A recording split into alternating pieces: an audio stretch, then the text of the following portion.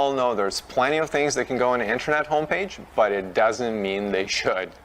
Intranet homepage is a valuable real estate. According to our analytics, average intranet homepage gets anywhere from 80 to 85% of visits comparing to other intranet pages. And many companies set intranet homepage as a browser start page for all employees. So with it, it makes sense to make the best use of this highly visible resource. We started looking for an answer in page clicks and scroll analytics for dozens of intranets and found that there's these always 5 types of content that employees pay attention to and interact with.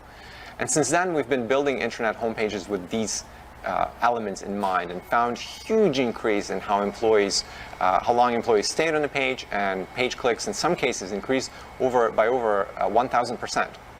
So what are these magical 5 things every intranet homepage should have? Number 1 is your relevant announcements, news, and events.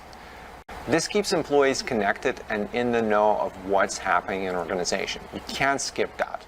Especially now when so many people are working remotely, it really helps people stay motivated. Number 2, links to frequently used applications. Now this is an interesting one because we have this application that shows employees their most frequently used links, and it's used by over 80% of employees every single time. Number 3, KPIs. People love measuring up to how they stack against their goals. And if you already have and track KPIs in a company, you can post them on your company intranet, and they're guaranteed to attract interest, provided they are up to date. Number 4, work resources. So we have this application that basically provides a one-stop shop for your forms, templates, policies, and procedures. And this application, placed on a homepage, is the second most used application.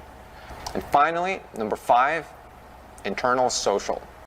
If you can allow your employees to share things like welcomes, milestones, achievements, and other things they're excited about, it will make your intranet so much more interesting.